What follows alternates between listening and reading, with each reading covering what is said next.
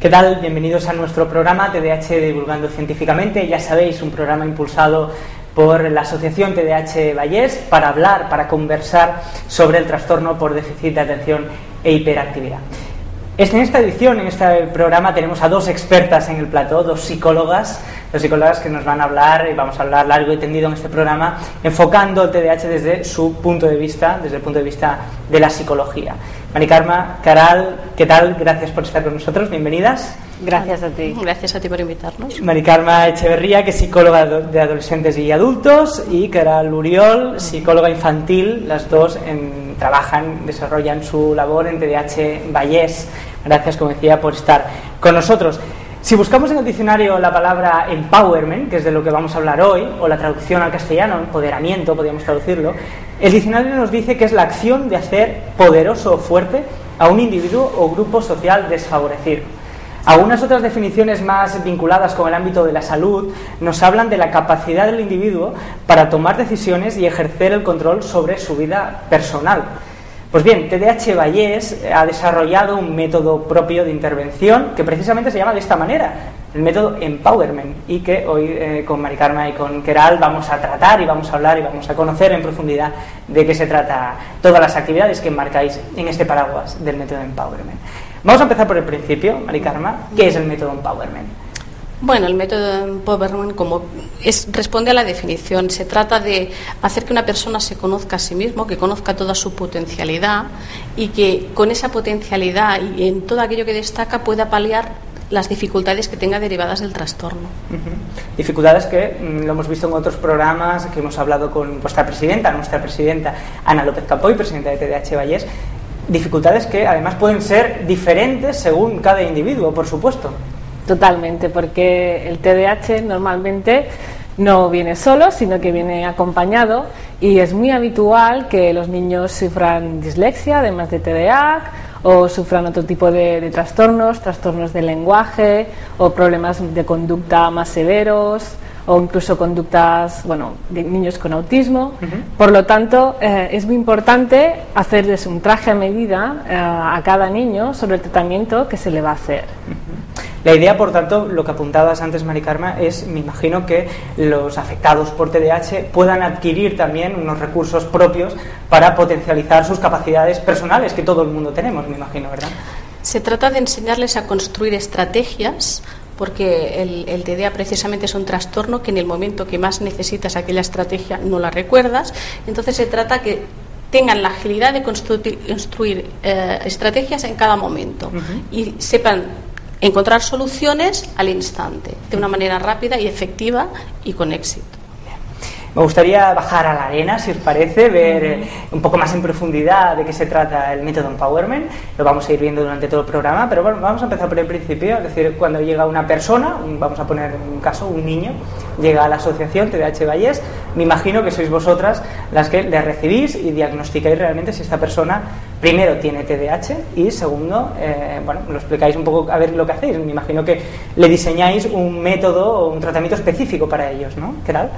Bueno, en principio, cuando las personas acuden a la asociación, algunas de ellas sí que ya tienen el diagnóstico y le han hecho en otro centro privado, y sí que tenemos unos informes en el cual ya sabemos cómo funciona esta persona y cuáles son sus puntos fuertes y sus débiles, pero la mayoría no vienen con diagnóstico, o les han dicho de palabra en los hospitales públicos, y la mayoría de las personas no tienen un informe en el cual pongan que su hijo tiene TDAH, qué nivel de inteligencia tiene, si tiene otras dificultades a nivel de aprendizaje, ¿vale? Entonces es muy importante hacer una buena valoración para conocer realmente cómo podemos ayudar al niño que tenemos delante, ¿no? Porque es muy diferente si tiene un coeficiente muy alto o realmente lo tiene más límite, ¿vale? Si realmente es muy bueno con el aprendizaje que sea a través de imágenes, y su punto débil es el auditivo. Entonces esto nos va a ayudar, y sobre todo a la familia y a la escuela, a diseñar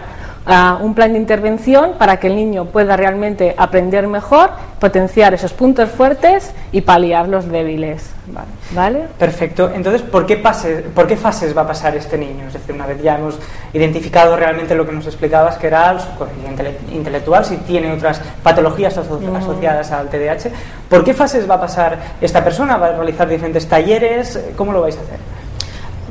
Cada caso es particular y depende de la parte que sea más necesaria o más urgente trabajar. Entonces hay niños que si necesitan un tratamiento emocional, se va a hacer un tratamiento individualizado en el centro, en la asociación, y se va a trabajar con él y dando algunas pautas a los padres. En otros casos lo que hacemos es hacer la reeducación en su hábitat normal, o sea, a domicilio, en su casa, porque eso nos permite ver las dinámicas familiares, cómo funcionan, porque no podemos olvidar que es un trastorno que está muy modulado por el entorno, y entonces es importantísimo tener en cuenta la dinámica familiar, cómo la familia en conjunto vive ese trastorno, no solo el afectado. Eso es lo que permite acelerar mejores resultados y ver y dar muchas más pautas a la familia y tratar incluso a los hermanos o a los abuelos que cuidan al niño y darles herramientas para que entre todos sigamos una misma línea y el niño evolucione mucho mejor y más rápidamente. Muy interesante esto que comentabais, ¿no? de la importancia también del contexto en el que se encuentra esa persona, y por tanto me ha parecido también muy novedoso este tipo de tratamiento a domicilio casi, ¿no? Es decir, sí. ¿Cómo lo hacéis? ¿Realmente os desplazáis físicamente a la casa del afectado? ¿Cómo lo hacéis? A ver, nosotras personalmente no, porque somos la que coordinamos el servicio. Bien. ¿Vale? Lo que sí que a veces sí que hacemos supervisiones, que nosotros lo llamamos a domicilio, o si tenemos que ver alguna conducta específica también vamos. Yo he ido a ver un mediodía cómo come un niño, ¿vale? Pero sí que es muy importante que la reeducación se haga a domicilio, porque conoces todas las dinámicas familiares.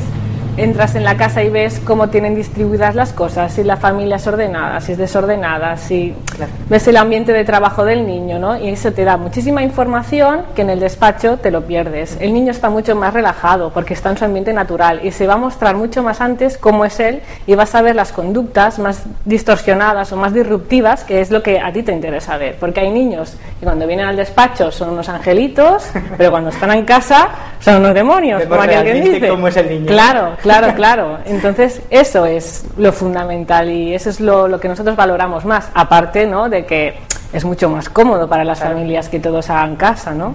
Porque me imagino que también un espacio de diagnóstico podría ser, ¿por qué no?, el colegio, si estamos hablando de niños, o el ámbito laboral, no lo sé en caso de adultos, luego vamos a ver específicamente si es así, pero lo podríais hacer realmente si es necesario. Si en los colegios nos dejaran entrar y observar cómo funciona el niño en el aula, ya sería fantástico, sería ideal. A ver, y en el caso de las adolescentes, incluso los reeducadores se van de marcha con el adolescente, o sea, salen con los amigos para ver cómo se comportan con los amigos y qué tipo de dificultades tienen en las relaciones. Me parece interesantísimo esto que nos están explicando nuestras amigas, nuestras compañeras psicólogas de TDAH Vallés, incluso salen de marcha con los afectados para ver el rol, me imagino, que desarrollan. Bueno, una de las actividades estrella, podríamos llamar, si me permitís, de las que realizáis, es el paciente experto, que me gustaría que explicarais porque, si no tengo mal entendido, el paciente experto está liderado o lo dirigen los propios jóvenes adolescentes afectados, ¿es así? Bueno, lo respondo yo porque está muy centrado ahora en los adolescentes. Y tanto. Entonces, lo que hemos hecho es tener una persona afectada que ya ha pasado por todas las fases, ha tenido reeducación, ha tenido tratamiento, está en la universidad, o sea, es un afectado de éxito, porque está sacando buenos resultados, y entonces hemos buscado un grupo de adolescentes que no acaban de llevar bien esto de tener TDA y que se encuentran les cuesta un poquito, y entonces vinculan mucho mejor con una persona de su edad un poquito mayor y que ven que les entiende perfectamente porque ha pasado por lo mismo, y entonces esa persona brillantemente trabaja con ellos como un auténtico profesional. Y realmente un trabajo que cuesta mucho con las adolescentes, porque cuesta mucho atraparlos y que quieran escucharte un poquito, porque la adolescencia es complicada. En este espacio del paciente experto, pues vienen y quieren más. O sea, si les das una sesión al mes, ellos quieren más. Insisten en hacer más sesiones porque se sienten muy identificados con la persona y supongo que les da muchas respuestas en su mismo lenguaje, ¿no? Claro. En un lenguaje adolescente, que es importantísimo seguir ese lenguaje. Porque siguiendo con la adolescencia, que es una etapa complicada para cualquier persona, una persona que además padece este trastorno, el trastorno por déficit de atención e hiperactividad, me imagino que es mucho más complicado también. Cuando una persona lo ha asimilado, lo ha entendido y sabe perfectamente lo que significa este trastorno, que cuesta muchísimo de entender, es muy llevadero. O sea, yo tengo ya adolescentes que una vez han sido reeducados y tienen las herramientas, dicen, pues estoy muy contento de tener TDA, porque viven la vida de una forma muy pasional, muy auténtica. Y entonces, cuando lo saben llevar bien, tropiezan muchísimas veces y les pasan muchas cosas, pero incluso se sienten orgullosos de tener TDA. Es importante. Eso me recuerda mucho a lo que estuvimos hablando en el anterior programa con la presidenta Ana López Campoy, presidenta de TDAH Vallés. Ella nos comentó en algún momento del programa que el TDAH es un diagnóstico de éxito, llamaba ella, un poco relacionado con esto que decías. Es decir, puede ser una oportunidad para potenciar realmente la personalidad y las cualidades de la persona, ¿verdad? Totalmente, lo que la persona realmente se lo tiene que creer, que vale y que puede, porque lo que nosotros vemos es que muchos niños que tienen muchísimas cualidades tienen una autoestima súper baja. Y entonces, claro, aquí se quedan bloqueados y realmente, el otro día, por ejemplo, hablaba con un niño que canta súper bien, que toca instrumentos. Y estábamos hablando que en su escuela, bueno, pues hacen como un tipo de taller y que suben al escenario y cantan, tocan un instrumento, un poco lo que quieren. Y yo le preguntaba, ay, ¿tú vas a hacer alguna cosa? Y dice, no, en plan, qué vergüenza, ¿sabes? Y digo, ay, si lo hicieras, ¿qué cantarías y tal? Y realmente estaba muy entusiasmado, pero no se atrevía a hacerlo porque es muy inseguro. Y entonces, hasta que no demos este vuelco y realmente él esté seguro de sí mismo y de que puede, ¿sabes? No vamos a salir de allí, pero si el momento que él lo entienda y sepa que puede, bueno, podrá hacer lo que quiera. Porque muy relacionado con esto que me decías, intuyo, por tanto, que vuestra función también es un poco una función de coaching, ¿no? De animar a esas personas a que realmente pueden hacerlo, ¿no? Bueno, ¿No os veis así también, aparte de psicólogas, un poco como asesoras? Es la función del psicólogo. Es potenciar y sacar lo mejor de esa persona. Claro. Y llevarlo al éxito. Lo mismo que ya que la ha comentado de este niño. Yo tengo un adolescente que baila fantásticamente bien y nunca se había atrevido a bailar. Una vez trabajada la autoestima, llegó la fiesta del colegio. Y le dijimos, tú ponte a bailar, olvídate de que te están mirando. Y fue un éxito, le aplaudieron y eso tuvo un subidón. Y sus padres se quedaron asombrados porque no tenían la más mínima idea de que ese chico sabía bailar de esa manera. Ese chico necesitaba en ese momento ese respaldo por parte de la sociedad. Se necesitaba el empujón de decirle, tú vales, tú puedes, hazlo. Muy bien. Bueno, vamos a volver un poco al método Empowerment, que nos estamos yendo. ¿Desde cuándo lo estáis llevando a cabo, las actividades enmarcadas en este método? Desde ahora, bueno, es que ha ido surgiendo, ha sido el fruto de estar escuchando las familias y los afectados durante todo este tiempo. O sea, cuando nosotros nos hemos incorporado, hemos recogido lo que habían hecho los anteriores profesionales y hemos recogido lo que nos cuentan las familias y lo que nos cuenta el afectado y hemos intentado empatizar, sentir lo que ellos sentían y ver lo que necesitaban. Y a partir de ahí, pues ha sido primero quizá el método que la definición, luego nos encontramos la definición y dice, esto es lo que hacemos, ¿no? Sí, fue totalmente así. Además, yo creo que también lo que es muy importante y lo que a lo mejor anteriormente no se trabajaba tanto era sobre todo la vinculación de las familias con el tratamiento de los niños, porque muchos era como, bueno, va al reeducador a casa, hace la terapia, ¿no? Y ya está, y me mantengo al margen, ¿no? Y evidentemente cuando trabajas con el niño tiene que estar totalmente la familia implicada. Los padres tienen que poner al 100%, porque requiere de mucha paciencia y muchísimo autocontrol, y si los padres no trabajan toda esta parte y mucho los límites, no hacemos nada. Claro, no es efectivo, ¿verdad? No es efectivo, por eso nosotros cada mes y medio nos reunimos las coordinadoras con el reeducador y con la familia y con el afectado. A veces decimos que no venga, depende de lo que queramos hablar. Claro. Y entonces hablamos de cómo está yendo la reeducación, los problemas que hay en casa, y damos las pautas a los padres para que trabajen.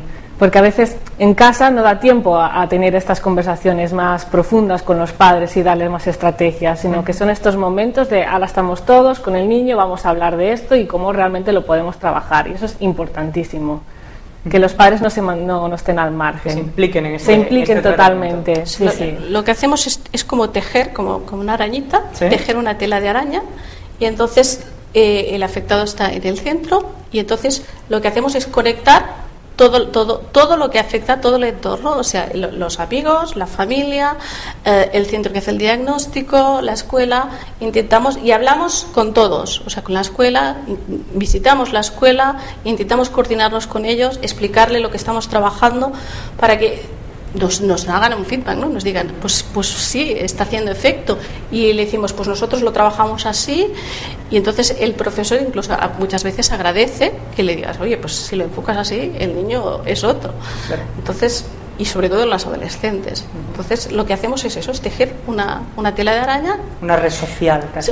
Sí, es como lo mismo que la red social, pero aplicado al afectado. Sí. Entonces, para nosotros no está afectado solo el afectado, sino todo lo que le envuelve. Vamos a ver durante el programa, además, talleres y actividades que tenéis también dirigidas para familiares de afectados. Después lo vamos a ver con más detalle. Estáis poniendo la mayoría de casos ejemplos de niños o bien adolescentes, pero me imagino que este método o las propuestas que habéis diseñado se pueden aplicar también a adultos también para tratar este trastorno, ¿verdad? Sí, el método es el mismo, lo que cambian son las estrategias y las formas. En un adulto es poquito más complicado ir a su casa, es más delicado, pero sí que trabajamos con la pareja y con los familiares más cercanos. Incluso yo les digo, oye, si tus amigos no te entienden, tráemelos y se lo explico y verás qué rápido se solucionan ciertos problemas. Entonces, pero sí que hay que siempre, es que no solo en el TDA, en cualquier trastorno hay que acompañar todo el entorno, porque el entorno modula y puede hacer que esos síntomas se agraven o disminuyan bastante. Piensa que la mayoría de las personas del entorno, cuando desconocen que su hijo o su pareja tiene TDA, lo que se piensan es que le toma el pelo.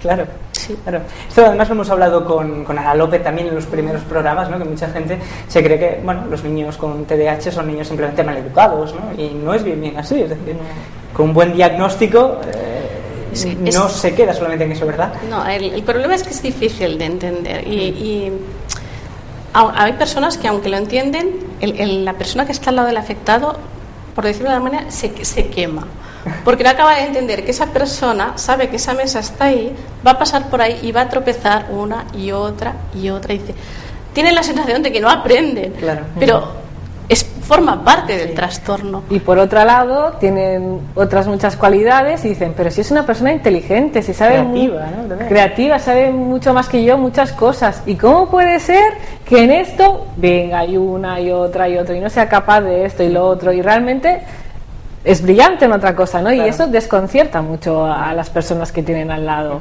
Es lo que hace pensar que te está tomando el pelo, sí. Porque hay una parte de este trastorno que es aquella que tienen que hacer algo urgente, son conscientes que tienen que hacer aquello porque es algo urgente y no lo hacen. Y se quedan en el sitio y les preguntas, ¿pero por qué no lo has hecho? Y te dice, pues no lo sé. Y eso es real. No han tenido la motivación. Porque el director de la función ejecutiva no ha dado la orden. Ajá. Y ellos...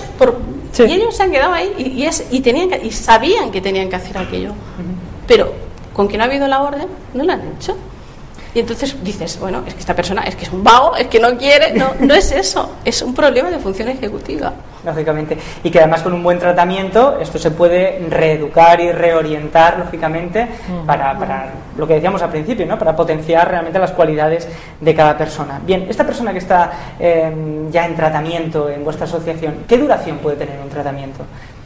Depende del caso, porque es eso, hay niños que tienen otras patologías comórbidas y complican mucho el pronóstico, sobre todo a nivel de aprendizaje académico. Un niño con TDA y una dislexia va a tener muchísimas más dificultades que un niño que no tenga dislexia. Entonces, claro, esto va a condicionar mucho porque hay que reeducar todo el tema de la dislexia, aparte del déficit de atención y la hiperactividad. Claro.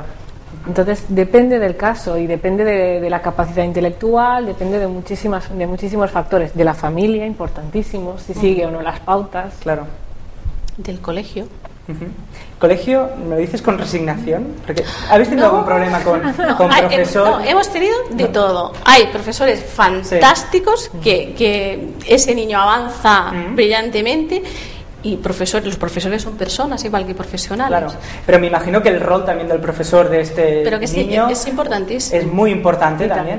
Sí, porque es un trastorno que la motivación claro. juega un papel importantísimo. Entonces, si aquel año tienen una profesora que no les motiva y que la tienen en cruzada, ese año va a ir mal. En cambio, si tienen una profesora que les motiva, que les comprende, que les apoyan, bueno, hacen un cambio espectacular. Es un tipo de personas muy sensible y como perciben las expectativas que tú tienes con ellos. Entonces, si él perciben de ese profesor que no confía en ellos, esa asignatura seguramente va a ser suspendida.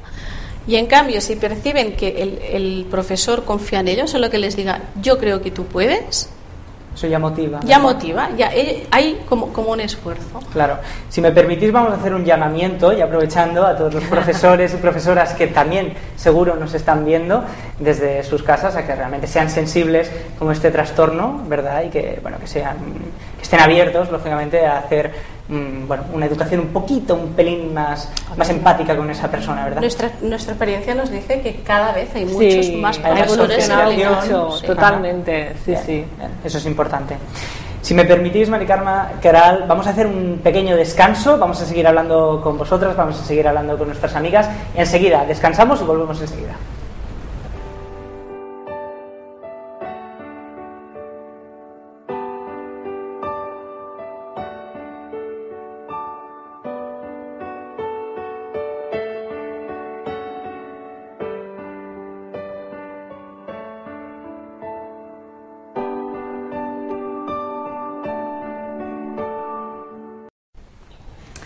Seguimos en nuestro programa TDAH divulgando científicamente, lo hacemos acompañados de las dos psicólogas de la asociación, Queralt, Mari Carme, seguimos con ellas. Hemos estado hablando en la primera parte y nos hemos quedado, cuando entrábamos en detalle en lo que es el proceso realmente por el que pasa una persona afectada que llega a la asociación, nos hemos quedado que incluso puede haber el tema del tratamiento ad hoc, ¿no? Casi a domicilio, ¿no?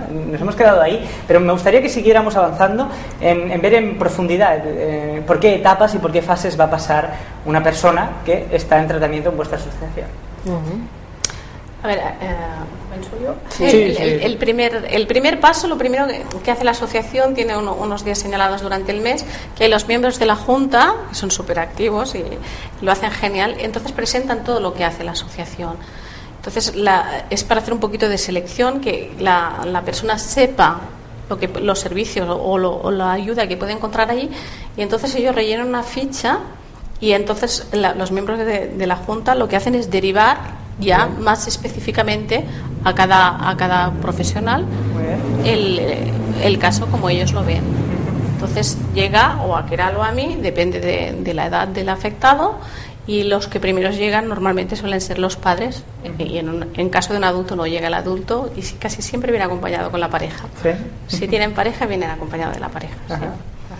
Muy bien, y esta persona llega y entonces una de las posibles, lo hemos visto al principio, una de las posibles acciones que hacéis es ir, realmente desplazaros a su casa, lo que decíamos antes. Vosotros vais a coordinar este tipo de tratamiento desde TDAH Vallés. ¿Cómo seleccionáis a las personas que van a dirigirse a casa de este afectado para ver en su rol de cada día cómo se desarrolla?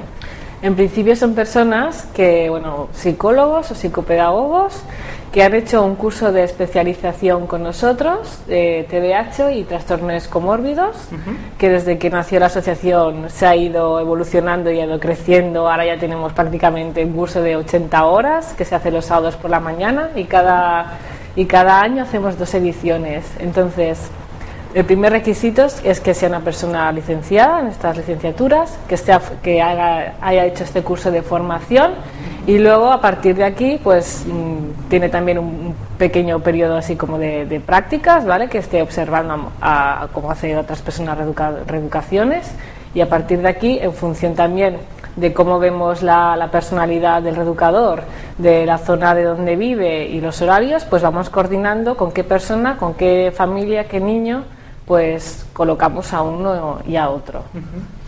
Después, o sea, cuando llegan derivados a nosotros, lo que hacemos nosotros es una entrevista extensa para saber cuál es la problemática, cómo la viven, cómo la sienten, y en función de eso actuamos. Entonces es cuando decidimos, desde nuestro punto de vista, cuál es el mejor tratamiento, y elegimos, en el caso del tratamiento a domicilio, una persona que por zona geográfica esté cerca para evitar problemas de desplazamientos y que sea afín a ese perfil, porque no todos vinculamos igual con las otras personas. Habitualmente se asocia el TDAH a problemas familiares, a fracaso escolar en el caso de niños, e incluso a fracaso laboral, podríamos decir. ¿Por qué esta relación entre el TDAH y estos problemas, estos fracasos, podríamos hablar? Yo diría que el sistema educativo no está preparado para niños que tienen TDAH, y que tiene que haber una reforma tan grande de la educación, del método de enseñamiento, que no está adaptado a los nuevos tiempos. Está un método muy anticuado. Hace 50 años se sigue enseñando prácticamente igual que ahora, que ha cambiado a lo mejor las pizarras digitales, que en algunos colegios exclusivos sí que tienen iPads, pero poco más. O sea, sigue habiendo... Método, ¿no? Claro, no el método. Sí que hay escuelas por proyectos, y sí que es verdad que poco a poco va surgiendo un nuevo método de enseñanza, pero todavía estamos muy lejos para que realmente niños con este tipo de dificultades tengan una buena enseñanza, que realmente ellos se sientan motivados y aprendan bien. Claro, porque hay que dejar claro también, corregirme si me equivoco, que una persona con TDAH no tiene por qué tener unas capacidades intelectuales menores. Para nada, para nada. Sí, incluso hay muchos que tienen altas capacidades. Hay con altas capacidades, hay comorbilidad con retraso mental, o sea, tenemos todo el abanico. Hay todo. Claro. No, o sea, no hay distinción. Hablabais también, apuntabais en la primera parte del programa, la importancia también de la familia, y de alguna manera creo que los familiares de una persona afectada por TDAH también son de alguna manera afectados, podríamos llamar unos afectados colaterales, si me permitís. En este sentido, vosotros organizáis también otro tipo de actividades, como es los cafés de familia, que me gustaría también que nos explicarais en qué consisten y cómo lo organizáis. Bueno, tenemos 2 modalidades, lo que es la escuela de padres. Entonces ahí se intenta sacar un tema concreto que afecte en una fase del trastorno, y se intenta dar pautas y los padres aprendan a sobrellevar eso y desarrollen sus estrategias. Y luego, un tiempo más adelante, se hace el café de familias, que intentamos recoger esto que han aprendido en la escuela de padres, a ver cómo lo ha vivido, y a veces sí es verdad que se pierde el tema, porque las familias se encuentran que no estoy solo, claro, personas que se entienden, y entonces también permitimos que cada uno expliquen sus experiencias, porque todo el mundo sale, pues mira, yo voy a probar esto que ha probado él, o mira, ese está peor que yo. Y es motivante y anima a las familias a seguir adelante. Claro, porque me imagino que es muy importante en ese sentido poner en común, que las familias pongan en común también sus miedos y también, como decías, pues sus métodos que les han funcionado, ¿verdad? Porque igual que, bueno, nuestro libro se llama El niño incomprendido, también se podrían decir las familias incomprendidas. Ajá, sí, claro. Porque claro, normalmente las familias, pues los abuelos o los tíos, y los comentarios que hacen también es que este niño no está bien educado, es que si fuera mi hijo ya verías tú, ¿no? Y entonces, como cuesta tanto entender, pues todavía las familias se sienten muy juzgadas y muy culpables, ¿no? Y entonces al ver otras familias que están en su misma situación, eso es, ¿no? Mal de muchos, consuelo de tontos, ¿no? Claro. Se llama, pues es un poco así en ese sentido. Has hecho referencia al libro El niño incomprendido, que por cierto vamos a recomendar que lo puedan leer, que por cierto está a la venta, el libro El niño incomprendido, además, que impulsó Ana López Campoy también. Un libro que de alguna manera ha sido, como decimos en Cataluña, la llavó, ¿no? de lo que es también el método Empowerment, ¿verdad?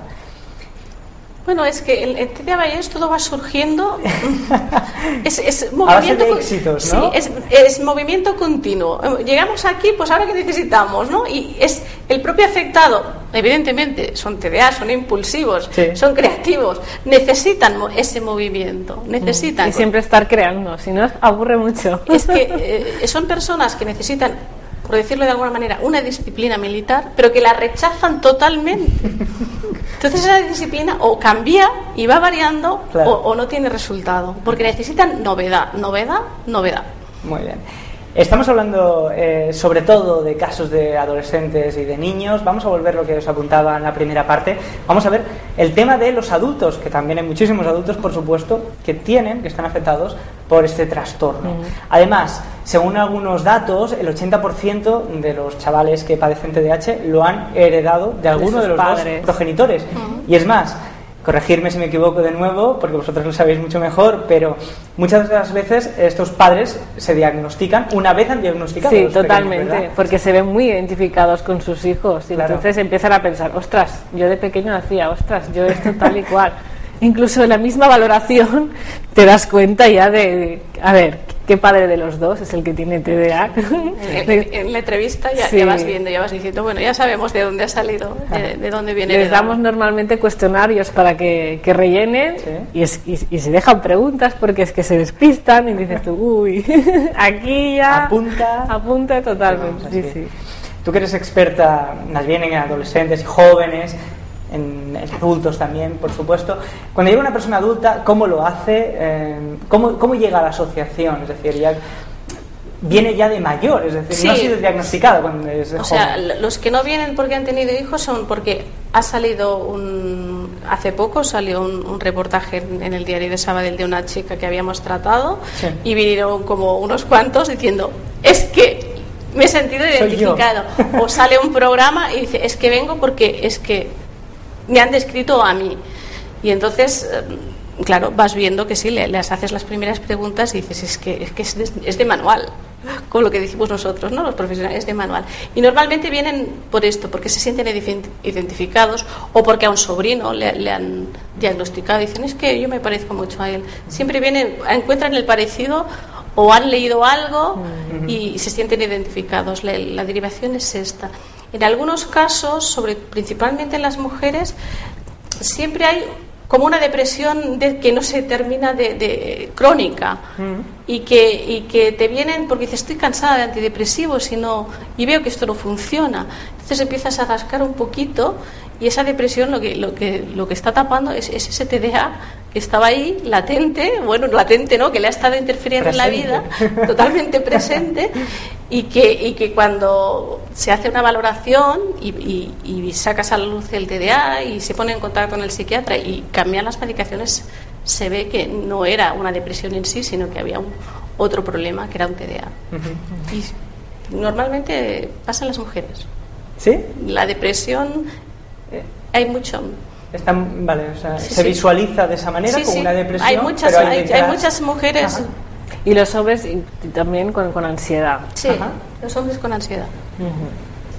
Es importante para la gente que nos esté viendo que pueda tener estos síntomas, por supuesto, que haya un diagnóstico, lo decías al principio, claro, por supuesto, por parte de un profesional que realmente diagnostique, valga la redundancia, que esa persona padece TDAH, ¿verdad?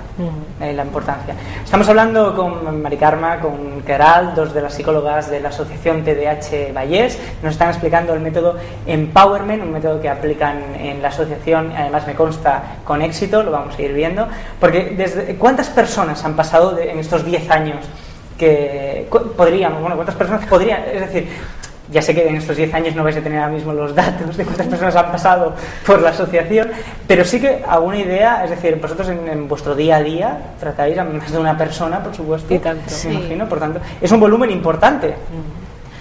Pasar por la asociación pasa mucha gente, porque hay personas que no se quedan, hay personas que vienen a asesorarse, hay personas que vienen solo a consultar. No sabría decirte, es que es algo que vas haciendo. Es un no parar, no. Pero que descansáis, no descansáis. No. Más bien. No. Y que no descanséis, por favor, que es muy útil vuestra función.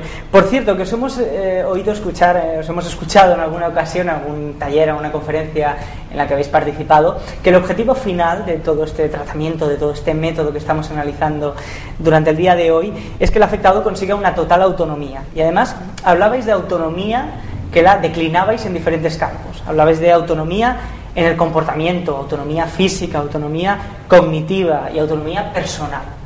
¿Qué son estas autonomías? Es decir, ¿qué nos podéis explicar al respecto?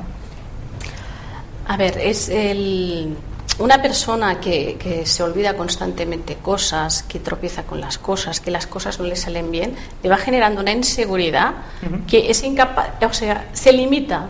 Ya no intenta hacer las cosas, ya no las prueba, se limita. Entonces depende de la mamá que le haga la maleta, depende de la mamá que le diga dónde tiene que ir, depende de un compañero que le apunte las cosas a la agenda.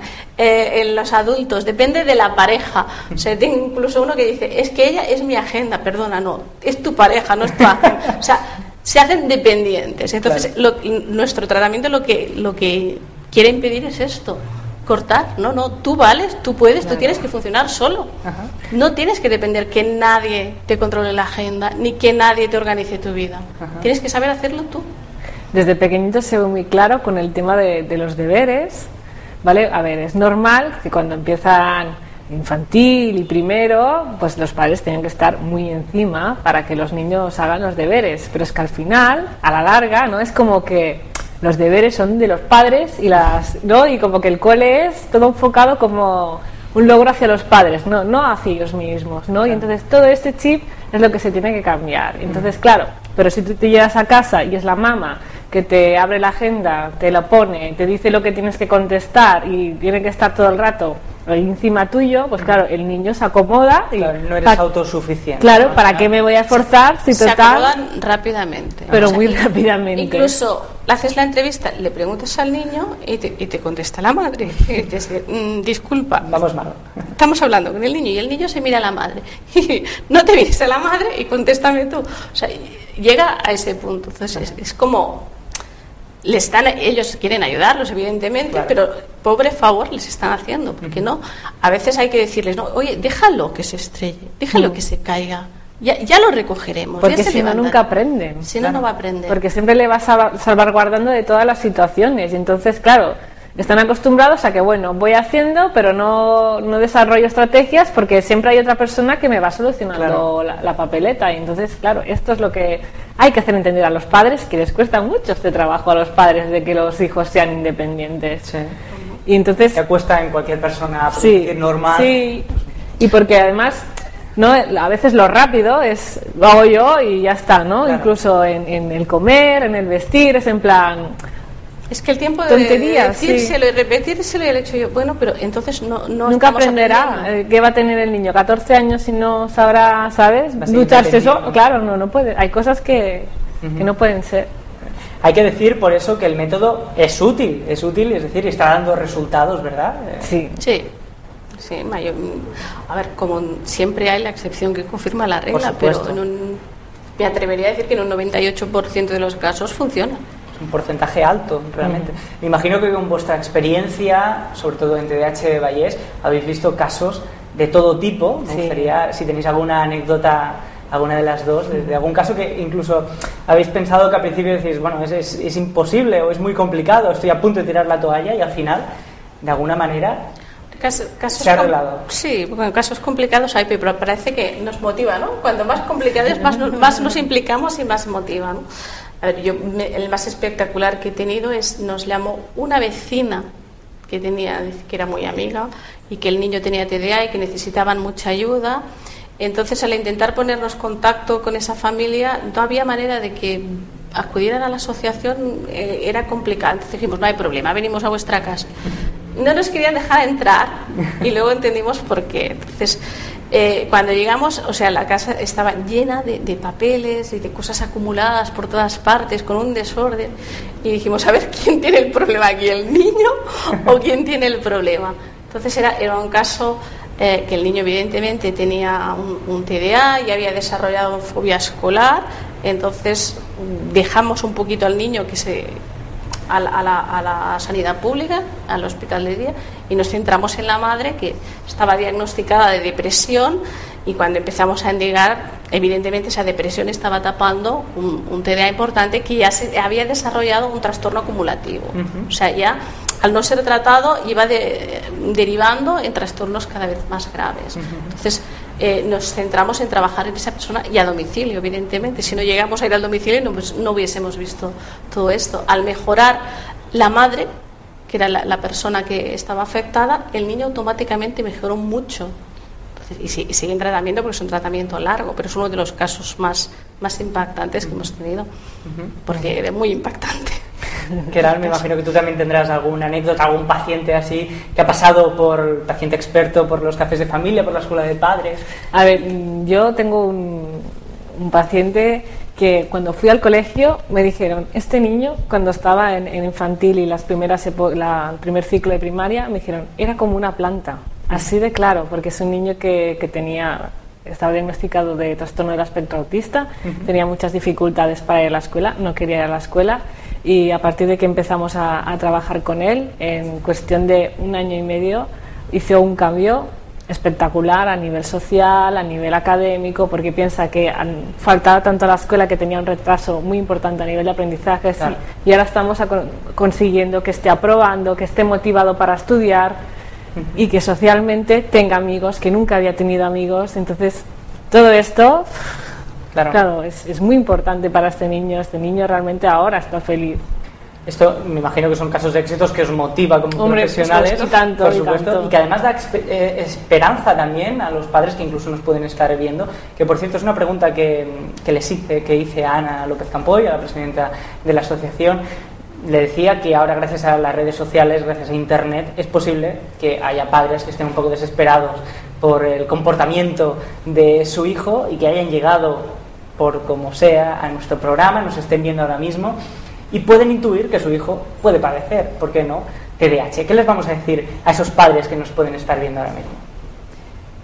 Que busquen información, que si se sienten identificados y creen que sus hijos, como mínimo que se acerquen, que les darán un asesoramiento, que hablen con alguien que entienda el trastorno y que les dé unas mínimas indicaciones. Y sobre todo tranquilizar también, porque son afectados que se puede tratar, por supuesto. Que se ve la luz al final del túnel. Sí, que al final del túnel está la luz. Sí.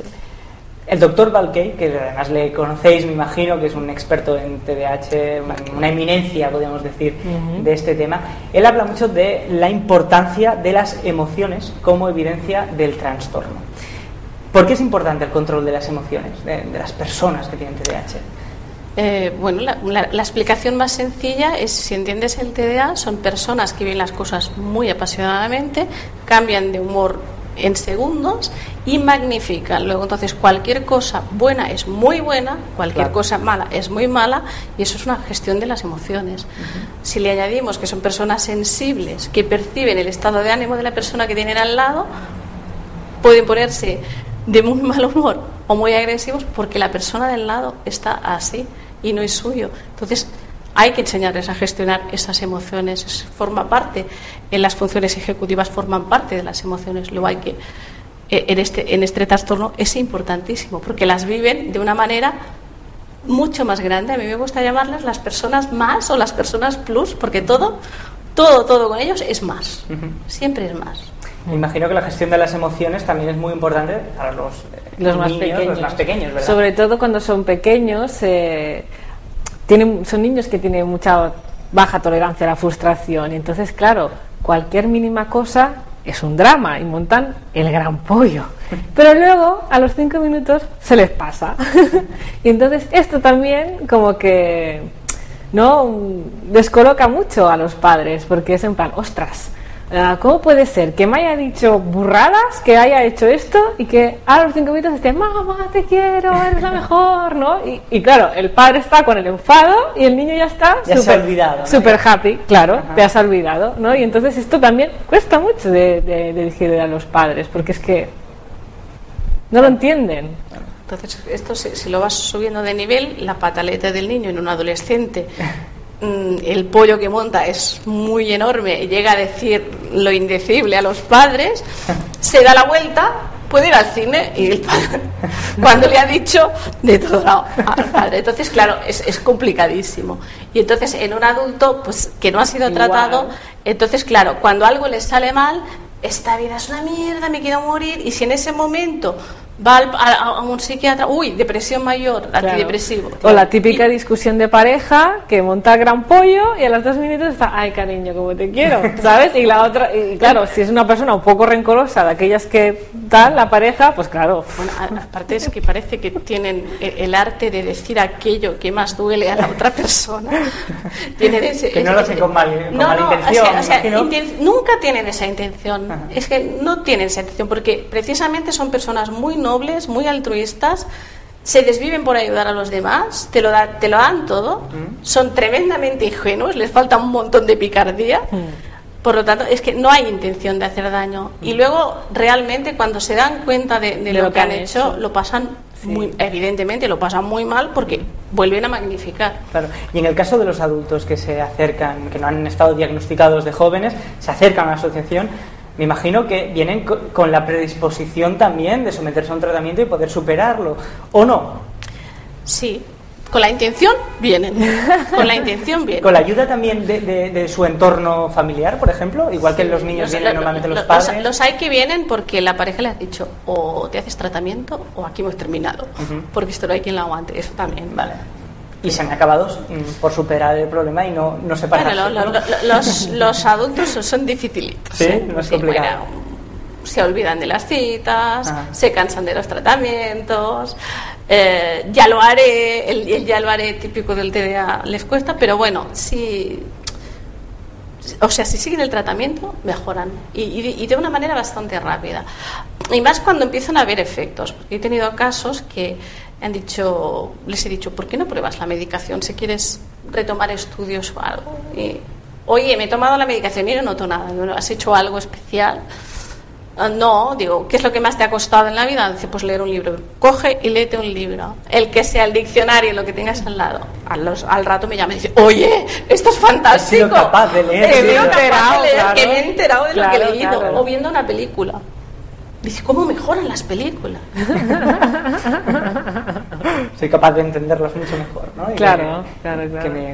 Entender todos los inputs, ¿verdad? Sí. Bueno, hemos repasado, me imagino que no nos estamos dejando ninguna, pero vamos a hacer memoria para toda la gente que nos está viendo, aparte del diagnóstico a domicilio, aparte de los cafés de familia, la escuela de padres, el paciente experto. ¿Hacéis algún otro tipo de talleres que tengáis así más bien estandarizados? ¿O el resto de cosas son actividades personalizadas para el paciente? Bueno, nosotros cuando hacen en Sabadell las escuelas de padres y café de familias, los padres pueden entrar a los niños, porque yo junto con las personas que tengo de prácticas organizamos pues diferentes juegos y actividades para que los niños afectados se reencuentren, se conozcan, y como muchos tienen problemas a nivel de relaciones sociales, es un buen momento para que también se relacionen con otros niños y nosotros observar cómo se relacionan entre ellos. Muy bien. ¿Vale? Entonces, muchos les encanta venir porque, bueno, es un momento... Claro, piensa que es una actividad muy dirigida, estamos muy encima de ellos y podemos reconducir aquellas conductas que pueden ser no disruptivas o que les interfiere a nivel social en el momento, ¿no? Y eso es muy positivo en ese sentido.